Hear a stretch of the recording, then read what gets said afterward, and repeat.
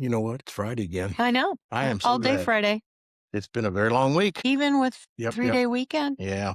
Well, Huh. it is Friday. What do you got anything exciting planned for this weekend? Like Sunday, maybe? Oh, I don't know, a documentary, Dr. Melanie Kreitzbacher? That's right. We're going to be doing some documentary filming on Sunday with Rebecca Smith and a couple of others regarding the detransition nightmare that we're going through. And it's time for therapists to speak up and out about the mutilation. And, there's no such thing as detransitioning. You can't go back. It's irreversible. So this is really an incredible nightmare. You can go back in your identity. You just can't reverse the physical. Right. And you damage. have constant medical care for the rest of your life. It's ugly. Yeah. And the fact that therapists are still supporting this, it boggles my mind. Yeah, I was in getting ready for today's discussion with Roberta Waserman and Michelle Heller about estrangement. One of the things that just jumps up is how social media is the engine driving this hydra, this multi-headed thing. And Well, it continues to annihilate the family, the nuclear family on all levels. And so it's going to be a great, interesting interview with both Roberta and Mickey Heller, who have a lot of knowledge about estrangement from their adult children, and they have no idea why. And I think it forces these adult children who think that their parents are abusive or toxic. I'm talking about just nice, good parents. I mean, there's a time to divorce your parents if they're very toxic, but that's not what we're talking about here. We're talking about adult children finding, glitter families that will support their delusional thinking or magical way of how they want to live life. And it just, again, it just strikes a division in the nuclear family. There's no common denominator. It's all or nothing. Yeah, the onlineosphere, they simply validate your trauma story without any context. Right. There's no complexity to understanding the various issues. And, these adult children who are choosing this, never to talk to their parents again, they live in their own little universe and they're not used to being confronted or challenged by their thinking or having a common ground in order to have the wherewithal to begin to heal the relationship on both sides and come back together. And that's really sad to me because it is about how to have a relationship with a person at the end of the day. Yeah. And if you think that, you're going to get everything in life because that's what you think you are owed, it's going to be a really rough road. The first time I ever heard anybody, you just struck a memory, that nobody was owed anything was during high school. There was a player on our football team a couple years ahead of me, and he was All-American stuff. And he would skip practices, show up for the games, Right. still win All-American. Right. And was recruited and so forth. So he ended up getting himself tossed out of several different colleges in a row because he thought the rules didn't apply to him. And I remember we were talking about that in the football stands a couple of years after the fact. And somebody said, nobody owes you anything. Right. And that stuck. We've gotten to this entitlement mindset, which is destroying the human soul. Yeah, I read something shortly ago on that point. It said, we've moved away from a sense of familial duty to stark individualism. Yes. And there ain't no future in that. It gets awful lonely in that individual bubble you create. We meet on a weekly basis with a group of people, and there's about a half a dozen core people that show up, and it's just, as another high school friend of mine used to say, his mother used to say, she and a bunch of other old ladies would get together to do quilting. Yes. And they called it a stitching bitch. Yeah. So we have our weekly stitching Stitching bitch, a bunch of counselors and me, and there's about 5 or 6 of us that are core, and we have other people just show up every once in a while, faces we've haven't seen for a while, some new faces like it and decide to keep coming. Right. And that's where we met Roberta Waserman. Yes. And what a joy. She's something else. And so that's where we met Roberta.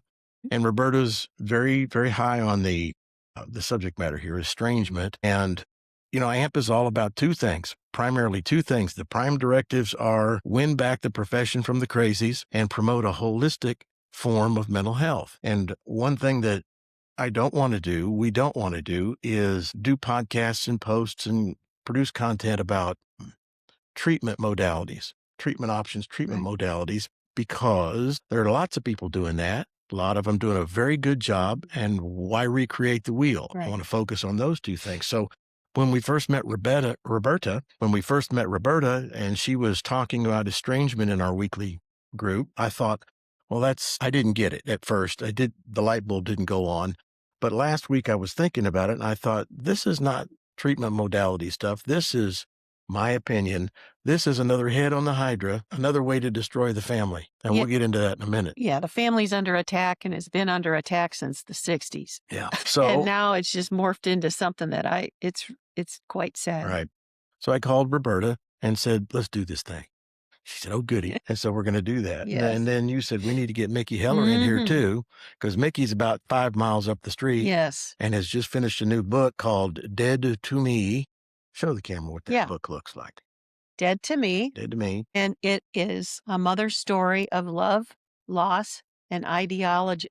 Thank you. Ideological. That big word. That big word. Estrangement. So, which is why we limit you to 3-syllable words or less most of.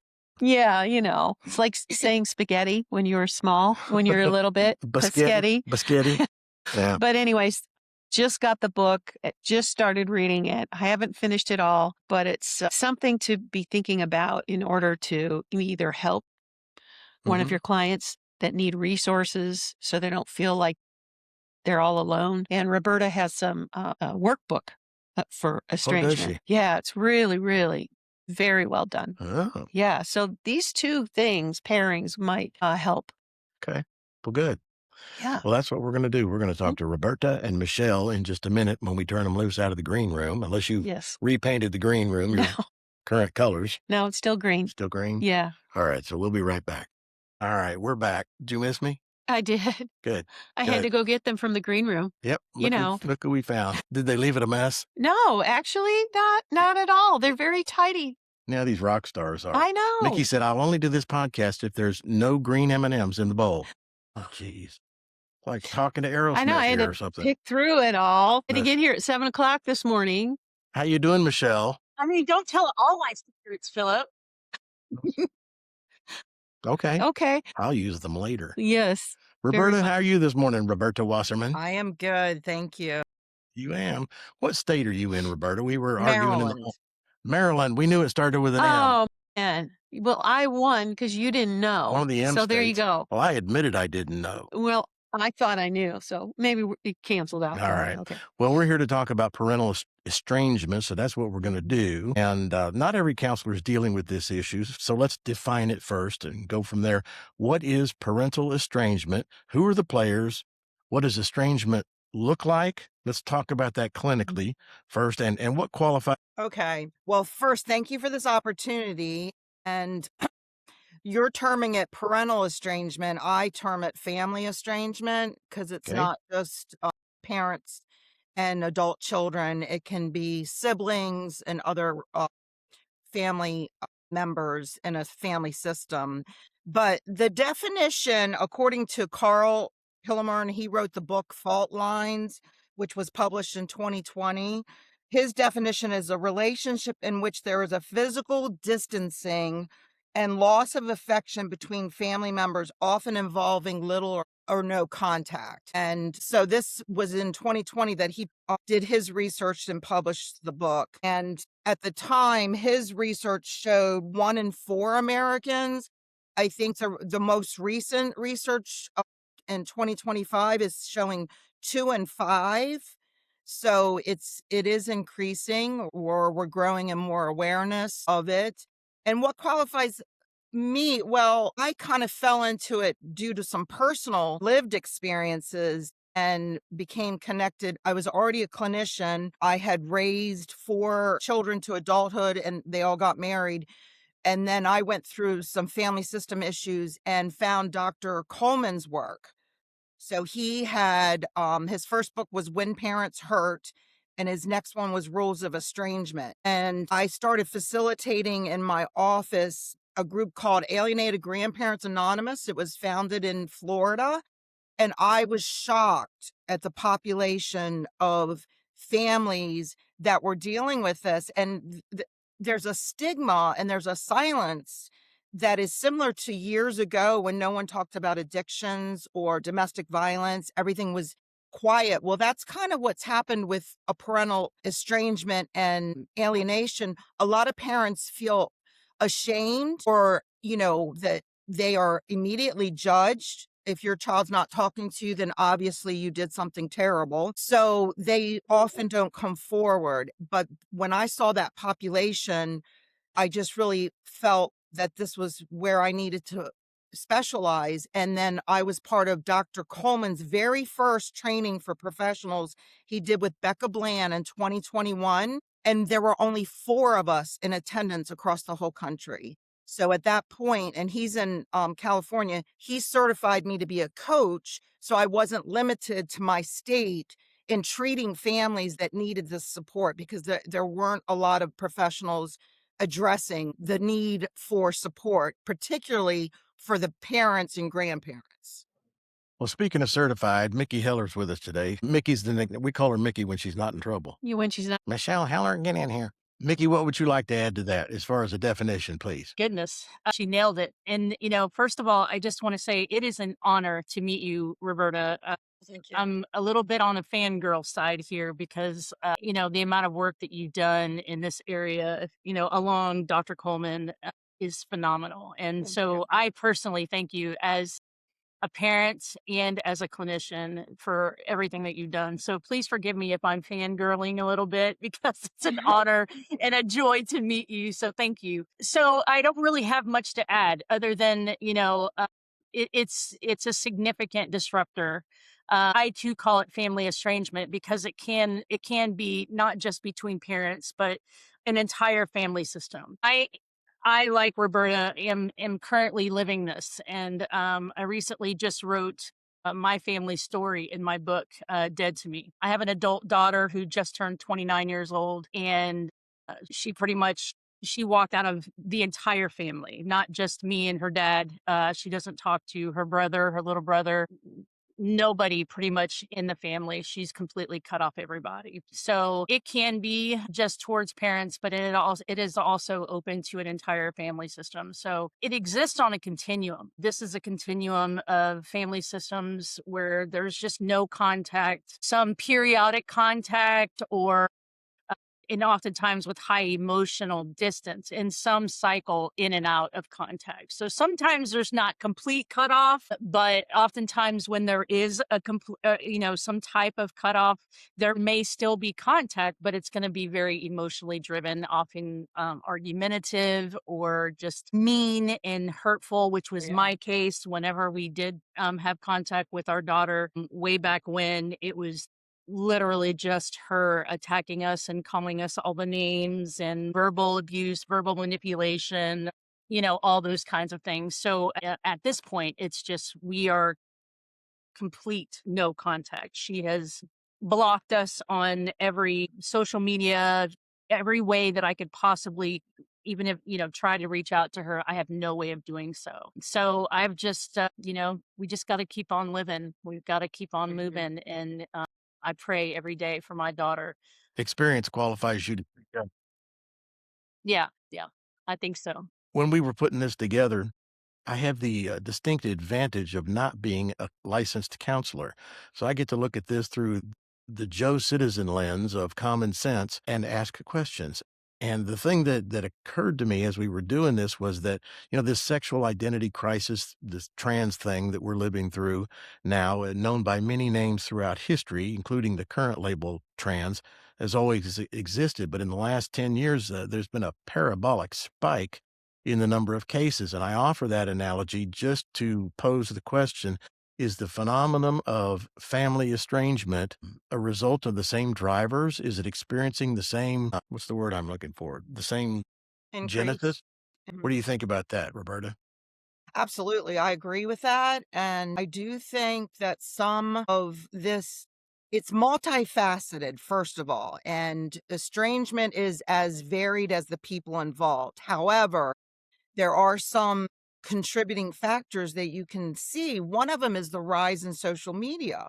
And I believe that for the younger generation, a lot of them are seeking identity and purpose. And when they can go on social media and find a platform of other estranged adult children, they have this sense of belonging and identity that I was abused and my parents were toxic and, I'm an orphan by choice, and just these different ways that the language has been incorporated to justify the decision to cut ties with family. And there's an influencer, there's lots of influencers, but there's one in particular that I've encountered, the Mother Wound Project. And that clinician, she's a young clinician, she's a young mother, and she has 177 plus thousand followers under the hashtag Mother Wound Project. And she identifies herself as parent free and happy. So she is a role model to these young hurting people. I'm not going to deny that adult children are not in pain or struggling, but life is hard.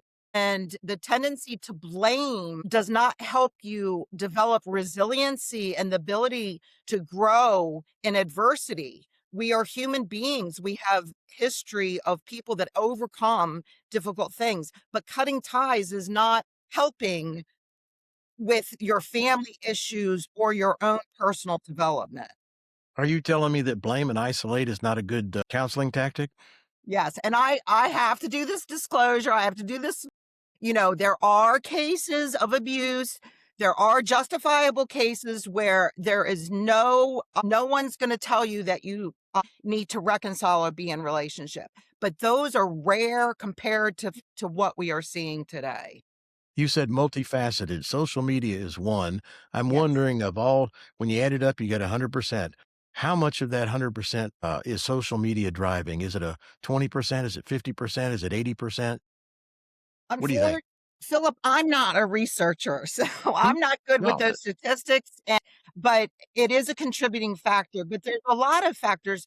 One phenomenon, Dr. Coleman is a pioneer in family estrangement treatment and bringing awareness. He did a research project and discovered, first of all, 70% of the estranged parents in his study had divorce in their background. So that was one factor.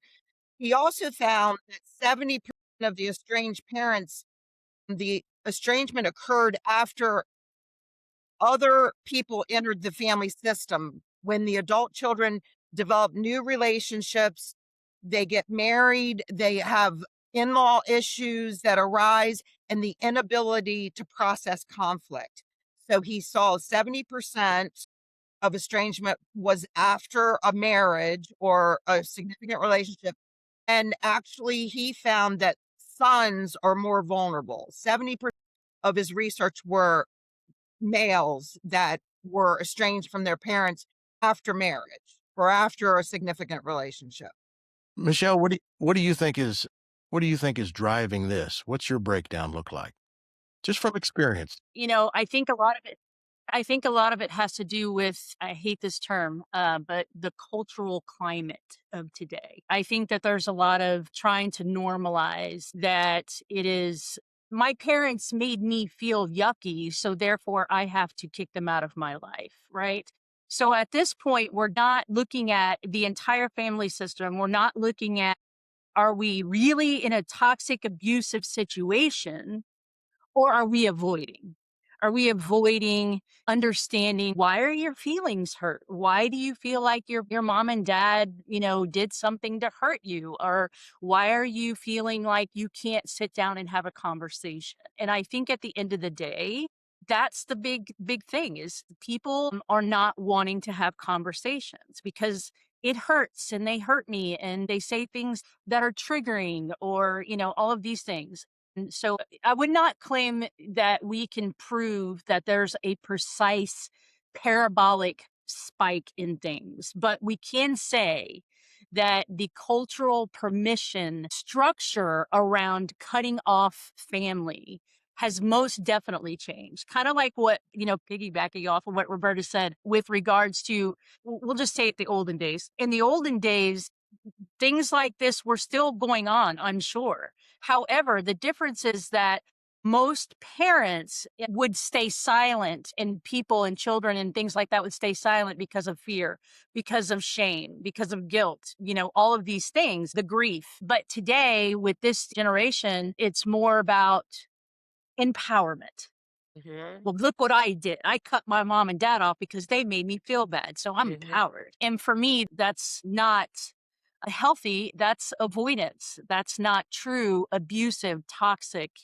Yes, we need to separate because of the true abuse going on in the family. And I think that's where a lot of the stigma is coming out of, is that, people are just looking at estrangement, whether it's family, parental, or the entire family system, as empowerment rather than understanding the truth and having conversation. Well, if you have to cut your mom off, she's automatically abusive. That's the assumption. Mm-hmm.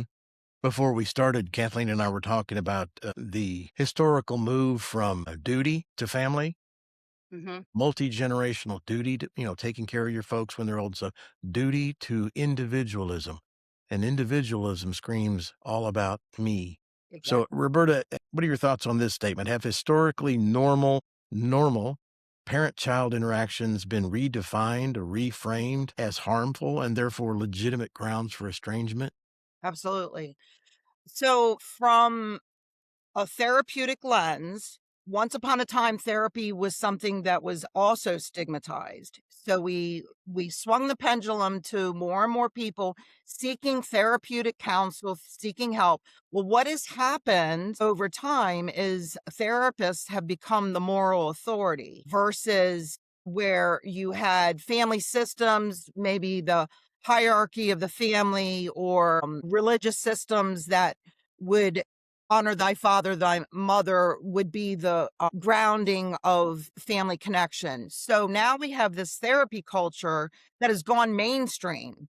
We have all the terms that originated in therapy rooms have become part of pop psychology, and the terms are being misused. They're being taken outside of a clinical space and being used on social media. So everybody's toxic, everybody's narcissistic, everybody's triggering, everybody's gaslighting, all these terms that the definitions have been completely watered down. There's a book, I'm sorry, I can't think of the name, but the concept of culture creep, right? These terms have just been changed, which is tragic because the term abuse and the term trauma, now that it's so watered down, it's not supportive of the people that truly live with authentic abuse and trauma. It's been so watered down. So that's important. And we also live in a highly individualized society, particularly in America. There's other cultures that haven't even heard of this. And the tragedy of other cultures coming into America, maybe the immigration happens and they raise their children in an American system and they give up so much, and then hear their children grow up in America and cut ties. It's just unreal what has happened. So I do think another contributing factor is the therapeutic culture and the normalizing of therapy as being a system to use, but it actually pathologizes normal family conflict, normal family disappointment, and how people hurt each other. People are imperfect. Nobody is perfect. So it becomes this ideologized system of perfection that does not exist. And anything becomes justification for cutting ties. Well, that would be the creation of breeding pure narcissism. And there's an uptick in that because of academia and what they're training counselors to do. And any injustice is social injustice, right? We've expanded the idea of social injustice to be all infractions of any kind. And that can't ever happen to you. So I think you are spot on, Roberta, that our profession has been hijacked to do exactly what you just outlined. Yes. Mickey, do you have any thoughts you want to add on the bastardization of the King's English as it relates to the counseling profession? I've been working on that. You can say them all here.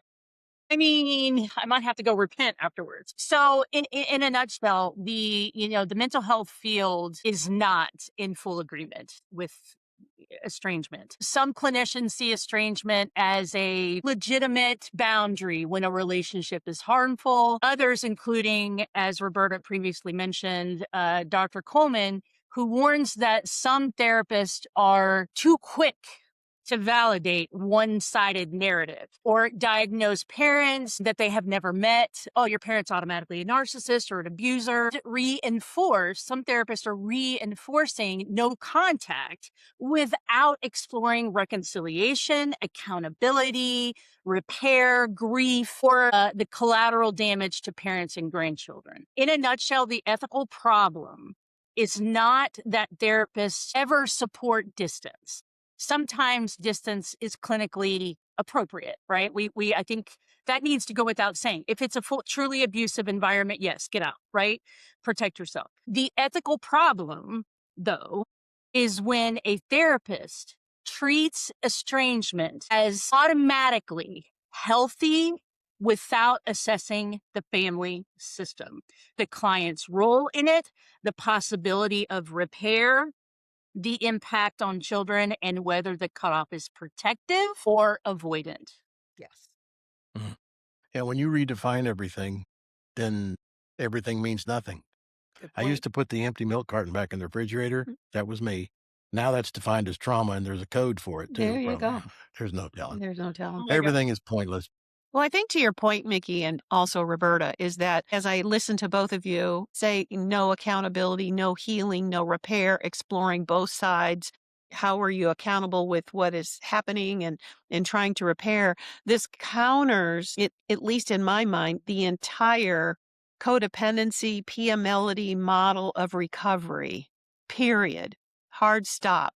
And that's what I was trained in, to repair, to see the accountability, to also see that, you know what, I didn't get everything that I wanted, but I see the good. And now I have to reconcile. They did the best that they could with what they had. That is not even part of the therapeutic world at all today. Just my opinion. That's what we're here for. Yeah, I agree. And if I can speak of a lived experience, I mean, I run groups to support estranged parents and grandparents. And as you all know, I created a workbook based on the 12 steps. And I promoted a group, an upcoming group that I'm running in my professional networking list. And it says it's a support group for estranged parents and grandparents. And they had so much vitriol come towards me, so much critique of why in the world would I have a group for this? And one of the young clinicians responded to someone's critique and said, yeah, I was shocked to see that this is for the abuser. What a weird and harmful angle. I lead an 8-week group for survivors who are estranged. So the therapeutic culture is feeding a belief system that estrangement equals abusive parent and an abused adult child. And that is inaccurate. It's not factual. It's greatly, greatly unethical and harmful. This young clinician, nobody knows the parents that come to my group. Nobody in a clinical setting, they haven't even met them. They haven't heard their stories. And they're making this automatic assumption that is creating great harm. And I feel like ethically, that is a huge threat to our profession, to any. Well, I don't even think it's this therapist not knowing. I think they genuinely believe in the ideology. Yes. Yes. Period. And this is the lack of critical thinking and problem solving and being accountable for why did you say it that way? Yes. You know, there's no complexity. You wrote a Substack, Roberta, just recently, and I loved it. But you talked about there's no complexity. It's either this or that, and there's no in between. Yes. And we don't have to have the facts in order to substantiate whatever it is that's going on in the room. They're making assessments with no context. Correct. Exactly. And as Yeah. you said just a few minutes ago about the universities, the education, academia is putting out social justice warriors, not mental health providers. Correct. Yes. And that's how Amen. you change an agenda or promote an agenda and create other things that shouldn't be even in our portfolio. We're not treating somebody to be well. We're treating, some people are continuing to make them sick and dependent.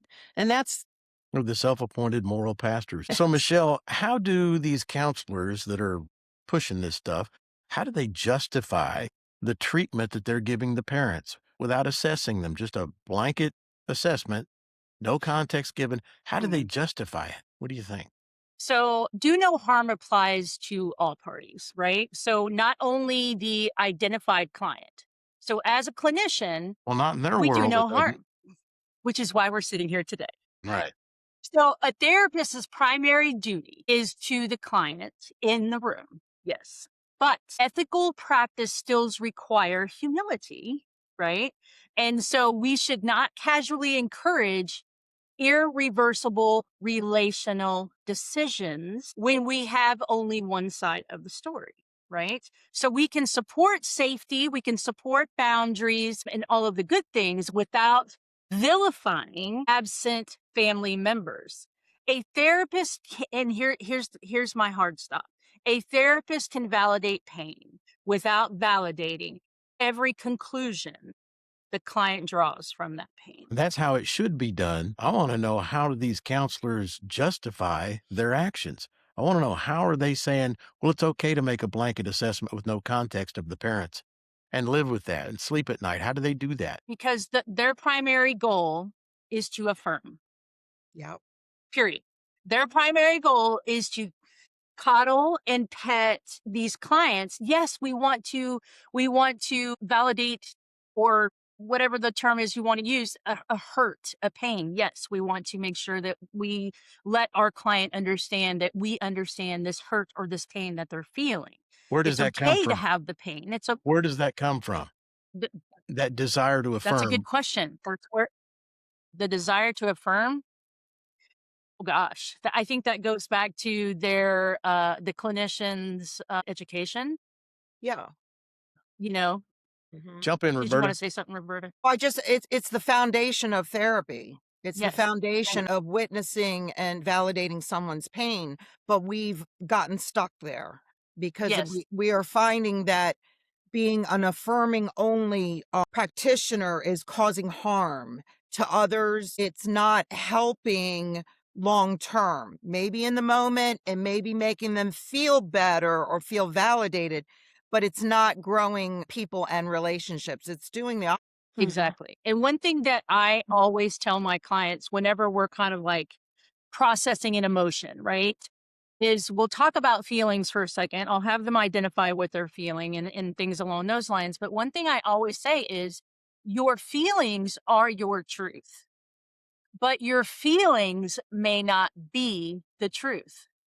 And that is what we have to dissect. That is what we have to understand. If you're saying everybody at work hates me, I'm sad because everybody at work hates me. Well, I agree. You're sad. That is your truth.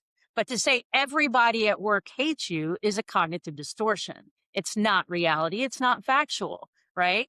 Joe Schmo over there may be having a problem with you, but that does not equate to everybody. It's irrational. It's not realistic.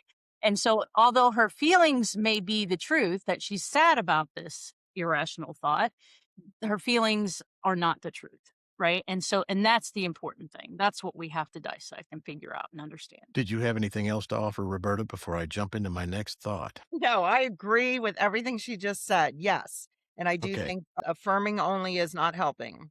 My next thought is not on my list of things to talk about today. I'm the only guy in the room. I'm outnumbered 3-1, and only one of them can reach me, so I think I'm safe. What we're He's the talking, most dangerous one.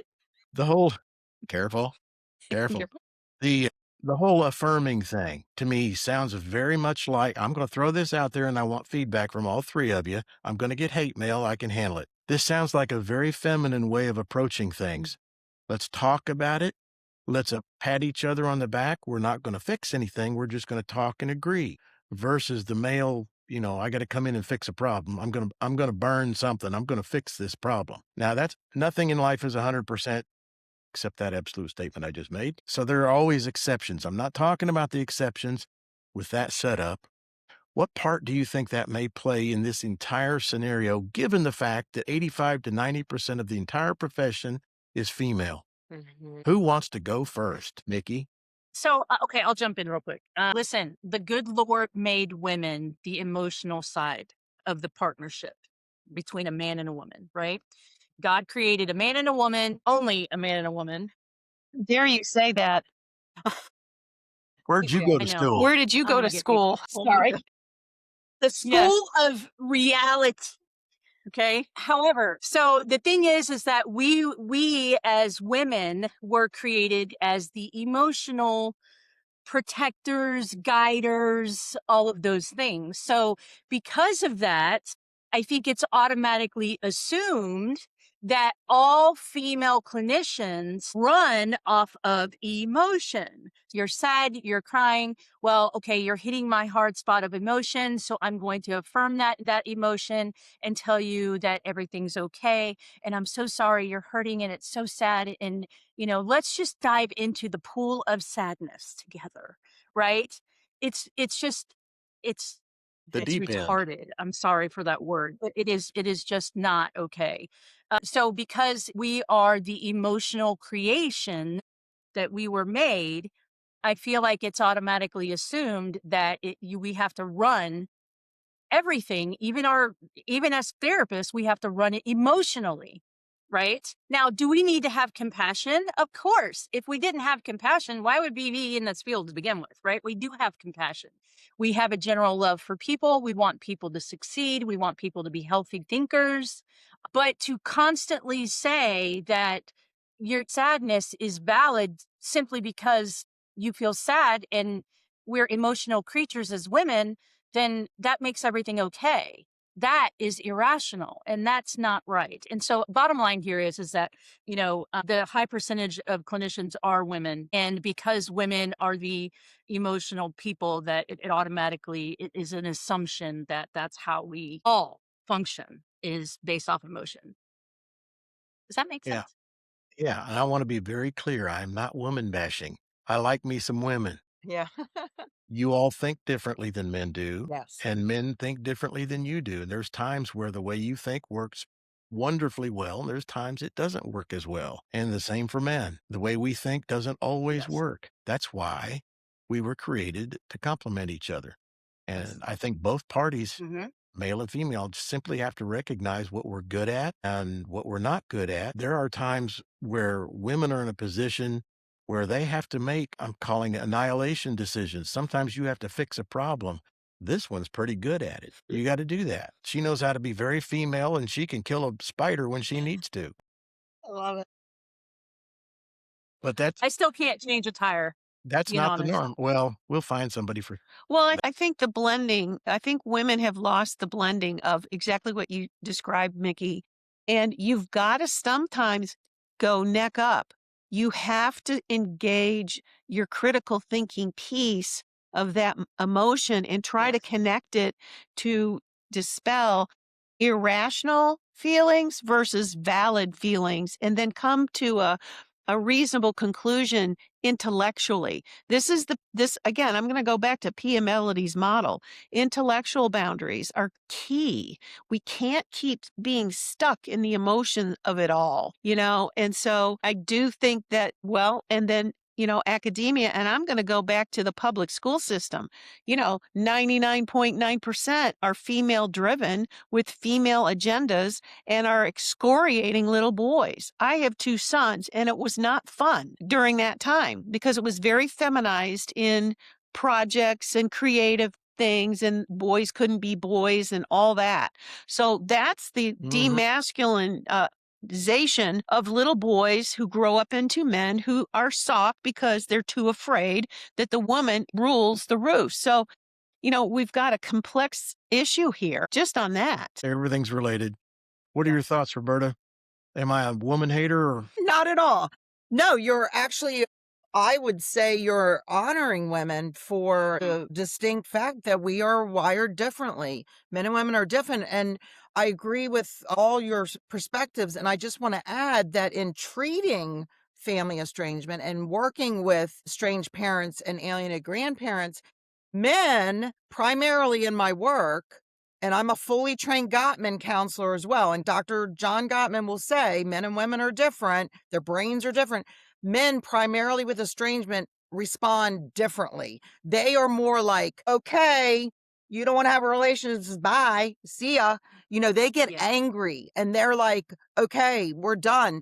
Women can't seem, mothers particularly, can't seem to let go of the relationship and allow the reality to unfold and the natural consequences. If you're going to mistreat and dishonor your parents and call them abusers when there was no child abuse at all, then you don't deserve a relationship. So men have more of the ability to follow that thread and to stand firm in that, okay, we'll see you when you show up, and welcome the idea of like Dr. Coleman will say, if he recommends sometimes don't even reach out for a year. He finds that the men primarily say, oh, good. And women are like, oh, I can't. Women really, really struggle a lot more with the family estrangement. Is that right, I Mickey? couldn't agree more. Yes. Oh my gosh. Yes. Spot on, Roberta, because I live that. Yeah. My husband is a very strong-minded individual, right? And I think that's why we work well together, because we've got, his logic, his I'm a man, kind of personality, no holds barred, no BS. My husband is a no BS kind of guy. He's very, okay, present the facts. That's all I care about. I don't care about your feelings. I don't care about anything else. I think Charlie Kirk had mentioned something about that in one of his videos. It's like, I don't care about your feelings. I want to know the facts, right? That's very much my husband as well. And when it came to our daughter, I'm crying, snot pouring out of my nose. I don't care that she called us a bigot. I don't care if she called us fascist. I don't care. I don't care. I just want my daughter back, and I'll stand firm in that. That's all I want. I just want my daughter back, as That God was is my not pretty. witness. No, but so No, does sorry. your strong husband, but you metabolize it differently. What I'm hearing you saying, Mickey, is both of you understand the difference of grief. Men are angry and that's how they deal with it. That's their solution of like, I got to be angry and fix it. And fixing it means cutting it off. That's their doing thing. They are doers. They're action oriented. Women are the soft touch, but women also have to learn when to cut it off too. So I think, because of the female influence, it's almost cut off that neck up. We have to go neck up sometimes. It's not fun. Yeah. But that is the solution to No. managing the emotions that are absolutely crushing us. Yes. Yes. Well said. Mhm. I know you've got my book, but the cover of it has an open door. And so our door is always open. Yeah. Always. Mhm. Always open for her to walk through. But what we have to understand is, as clinicians counseling family estrangement, as families like myself and Roberta who's experienced it before, it's not our choice. I can't make her walk through the No. door. But my husband and I, him being the strong one, me being the crying, blubbery, whatever, he understands my side of things. I also understand his side of things, and we can come together and we agree on the primary thing, and that is the door's always open and we want our daughter home, but it has to be mutual. It can't be one-sided. Absolutely. Yeah. The thing that I absolutely love about how you said that, Mickey, is it's about being submissive to the other. We have lost that Yes. in our marriages. And that's why there's such a discord when stuff like this happens in family life when you're married to someone. We have lost the ability to submit to one another for the glory of the solution. And that's all on the feminism movement, to be honest with you. And it started in the 60s, and here we are. So submission is not a bad thing. It helps the solution to be more powerful and you feel like you're more in control. Now, I'm not saying controlling, but you have to be in control of yourself at some point in order to move on while you're on your knees every day praying that the door is going to open and the prodigal son is going to come home. You know, before we move on too far, when the father, the estranged father, several things are going on, at least three. One, he's mad. He's mad for himself. His daughter or his son is not respecting him, period. That's number one. So he's mad. Number two, he's killing a spider. He's taking care of the problem when he says, fine, if that's the way you want it, because he knows he can't change their mind. If that's the way you want it, see ya. Don't let the door hit you. Now, mama doesn't like that, okay? Yes. But the third thing he's doing is protecting mama. Exactly. Now, she doesn't see it that Yes. way. She doesn't understand it. And Right. she can't, even if she does, it's hard to accept. I get emotions. We have emotions. We just don't, Mickey, you're a snotter. I'm not a snotter, you know? So we just express them differently. Well, that's your anger. You do have a heart. You know, it pains men more, I think. I honestly think than it does women. That's how I think. I think men feel more than women do on stuff like this. It crushes them.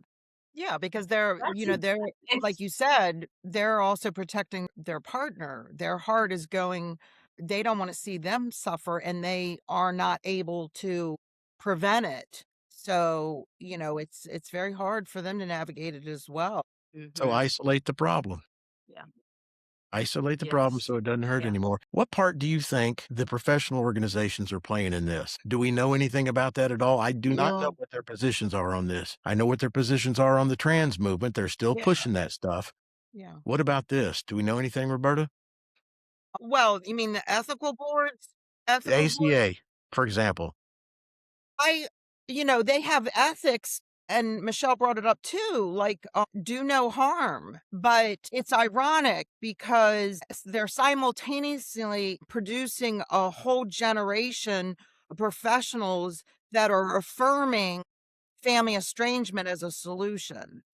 So, a year ago, I presented this month, in fact, a year ago, I saw this unfolding and I tried to speak up in my own profession and network and I was ostracized and I created a training. It was called Ethical Considerations for Balancing Benevolence and Non-Malfeasance in Treating Family Estrangement. And my first Zoom presentation was a year ago, and the vitriol that came to me was shocking. It was a Zoom presentation. The chat was on fire. There were all caps. I don't owe my parents anything. These were professionals. And I thought if I was standing on a stage, they'd be throwing tomatoes at me for sure, right? So I went through that and I presented 5 different platforms. The numbers, attendance grew to like 200. And there was a revolt in one of them. One of the clinicians was like, here's my contact if you need to process this horrible training. So I'm sharing all this to say that I tried to speak up. I was one clinician by myself trying to speak up as to what I'm seeing. This is an entire population, an aging population that are devastated. Some are suicidal. A year ago, I got a call, 2 80-year-old women, same day, different people, both suicidal, that their family had cut them off. This should matter on a national level. This should matter. So I tried to speak and I was one person and I was blown out of the water. But now I'm part of a coalition of a lot of multidisciplinary professionals that are concerned about this. So I think growing the number of people that are we got to get out. We got to get out and speak. We have to educate. We have to bring awareness. We have to speak up and against this cancel culture. If you speak against an idea, they cut you off, they ostracize you, but we have to keep doing it for the benefit of future generations, because this is what's happening in 2026. Let's let these young children, these grandchildren that don't even know their families anymore, let's let them grow up and reflect on how they were parented and say, wait a minute, where's my family? Why wasn't I aware of all my extended roots? Where are they? Who are they? Why? Just like I think universally we get raised in a certain way and we strive to do better for our own children. I think that's a universal thing. And these younger children are going to grow up and say the same. They're going to reflect back at how they were parented, how their families were done, and they're not going to like everything about it. And then they're going to start making changes. All right, put your crystal ball in front of you, Roberta, and Mickey, you're next. 10, 20 years from now, with the current crop of people that are practicing this stuff, and I mean both the therapists and particularly the adult children and their parents, what's the fallout going to look like? Destruction. I mean, it's going to be broken family systems on and on for generations to come. You're not going to. It reminds me a little bit of when someone commits suicide, they want their pain to end, and all it does is it spreads the pain all over. These family systems that are choosing estrangement as the solution, they're just casting their pain amongst others. I mean, because the population I work with are devastated and walking in ambiguous grief that does not go away. So I think long term, this is going to be a generational problem. Mickey, what do you think? It's going to be a lonely world. So, how do we fix it? Number one, I think we need better clinical training. We need more family system thinking. We need less one-sided diagnoses. We need more humility around absent parties. We need more distinction between abuse and discomfort. We need more reconciliation-informed therapy and better conflict skills and a cultural correction around the misuse of the therapy language, as Roberta mentioned a while back, the gaslighting, the trauma, and all those therapy language is being so misused right now. Estrangement should not be treated as a badge of healing. Sometimes it is protection, and sometimes it is avoidance, as I've mentioned before. Sometimes it is grief, and sometimes it's necessary, like we've talked about. There's true abuse going on there. But clinically and ethically and relationally, it should be handled with much more caution than our current culture often allows. Yeah, it's the assumption that what I'm hearing from my client is absolutely 100% true. And that's the rub in the therapeutic community, because they believe that everything that the client says is absolutely 100% fact and true. Right. And that's my issue with our profession, is that you've lost your critical thinking skills, and our profession has been taught to think that now. And you've abdicated your authority. If all you're going to do is affirm, I can do that. What do you need a degree and a license for if you're just going to affirm? Right. I'll do it for half the price. So if you are a therapist who wants to recorrect our once noble profession, because I do believe it was once noble, you will have to take some arrows in order to correct it, because what has been allowed to happen is the people who are just quiet in the corner watching this destruction of our profession. That's why, Roberta, you had so many arrows thrown your way, because you were the only one who chose to speak up, because they've been allowed to think this whole time. So we have to correct this now. We have to speak up and just take the arrows, because you're right over the target. They've never been confronted on this ever. I think the fallout in 10, 15, 20 years, the fallout from this is going to be much like in my online feeds. There is an increasing number of 35 to 40-year-old gals that have figured out, and I'm using their words now, not mine, that they were lied to, and that a career is not a replacement for family. Right. Career is just a fancy word for a job. I could tell them that. If you're fortunate enough to get to work in something you want to be doing, then it's a career. If you just have to go to work doing something to pay the bills, it's a job. I think that there's going to be a whole lot of people showing up in my feed in 10 years crying, why didn't anybody tell me? Yeah. I'm all alone.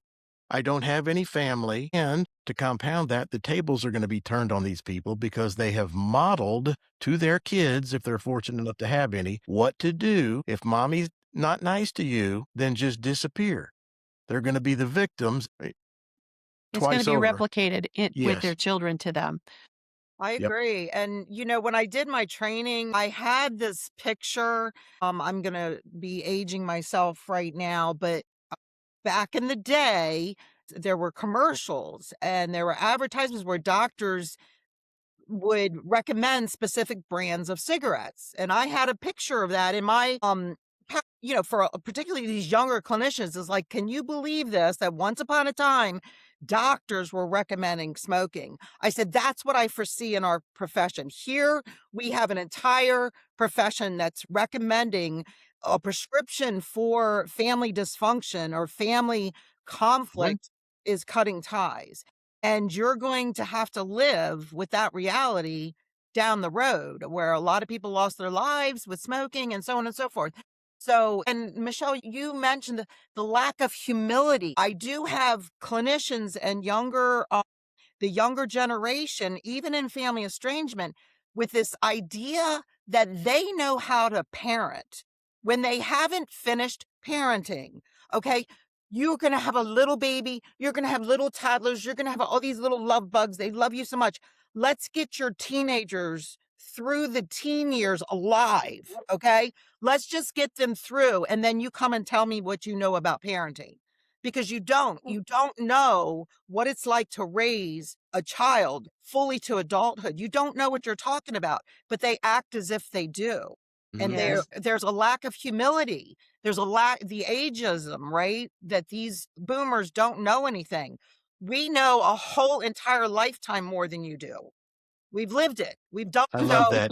In high right? school, the guy I used to run around with, he just one day in the car, he was a couple of years older, he was driving. He says, I don't think anybody should become a pastor until they're at least 50 years old. I thought, where in the hell did that come from? But he was right. At 20, you don't have the life experiences to be telling anybody anything. Correct. No, I mean, you no. got to start sometime, but you just don't. I don't think anybody should become a parent until they're at least 50 and have raised several kids. Make that work.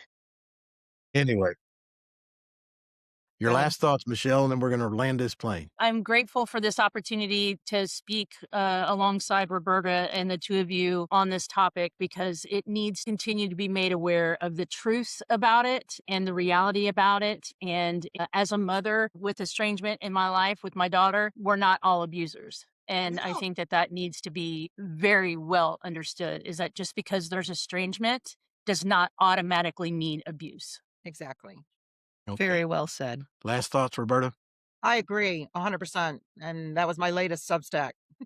What did I say? Boomeranger. I got some boomerang. Yes, Yeah. Boomeranger. It was There you go. amazing. It was great. And both of these ladies have a Substack. So go to Substack and look both of these people up, because Link they're in the show notes. link in the show Links notes, in the of show notes. course. All right. Speaking of fixing this stuff, we're driving to Austin here in a couple weeks to the Yeah, Mickey, if you want to VNet board come, meeting. come on. Yeah, we eat barbecue. Come on. Come on, you can do that. You can do it. Anyway, we're going to give them our You'll public see me like comments. All right. So line it up, baby. I would love to join.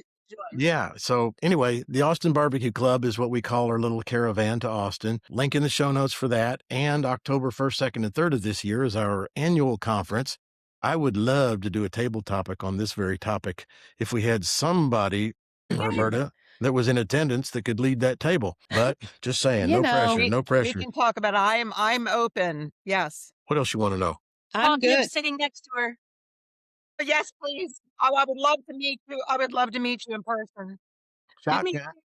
Shotgun. There you Shotgun. go.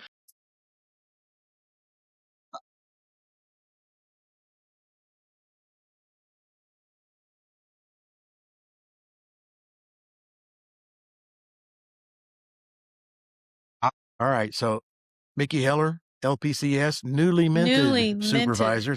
Thank you very much. Roberta Waserman, social worker in the state of Maryland. Maryland. I got the right. We appreciate very much you doing this, and let's do it again I sometime. appreciate okay? all of you. Thank you. All right. And thanks to everybody for listening, carving out another hour of your week to be with us. We appreciate it very much, and you be good.